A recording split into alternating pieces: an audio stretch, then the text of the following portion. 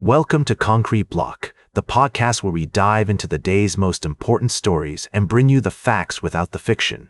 We start with a tragic story from Bosnia, where a fire at a retirement home has claimed the lives of 15 people.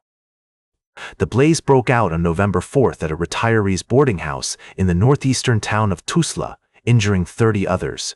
An investigation into the cause of the fire has revealed that an overburdened power cable was to blame. According to authorities, a power cable from a radio used by one of the residents was squeezed between the bed and the wall, leading to a short circuit and ultimately the devastating fire. The incident has raised questions about safety measures and potential neglect at the facility. Bosnian media has reported that the higher floors of the complex were occupied by elderly individuals who were unable to move on their own or were ill, making it even more challenging for them to escape the fire. The manager of the complex has since resigned, and authorities have promised to continue investigating to determine if there was any oversight or neglect. As we report on this tragic event, our thoughts are with the families and loved ones of those who lost their lives. We will continue to follow this story and bring you updates as more information becomes available. We'll be right back with more of today's top news on Concrete Block.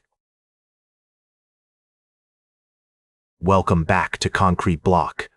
We're diving into a complex web of politics and controversy in our middle segment today. A recent scandal involving former President Donald Trump and financier Jeffrey Epstein has sparked intense debate and tension within the Republican Party. According to reports, Trump's popularity is waning, with only 33% of American adults approving of his management of the government. This decline is largely driven by Republicans and independents who are growing increasingly frustrated with the president's handling of various issues. The Epstein scandal in particular has caused a stir among Trump's base, with many feeling that he has not adequately addressed the situation. The controversy surrounding Epstein's ties to prominent politicians and institutions has led to calls for greater transparency and accountability. Meanwhile, Trump has faced criticism for his perceived mishandling of the crisis, including a recent meeting in the Situation Room where he appeared flustered and refused to take questions from reporters. Late-night host Seth Meyers weighed in on the situation, noting that Trump's unpopularity is not limited to Democrats, but also extends to members of his own party. Myers joked that Trump's defense of H-1B visas, which allow workers to come to the U.S. from outside the country, was a departure from his usual America First rhetoric. The host also criticized Trump's comments on unemployment, saying that the president should be a cheerleader for America rather than disparaging those who are struggling. As the situation continues to unfold, it remains to be seen how Trump will respond to the growing criticism and whether he can regain the support of his base.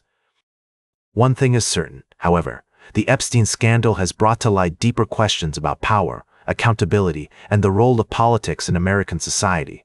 We'll continue to follow the story and provide updates as more information becomes available. Welcome back to Concrete Block. We're wrapping up today's show with a look at the latest development in international trade. The United States and Switzerland have announced a new trade agreement that reduces U.S. tariffs on Swiss goods from 39% to 15%.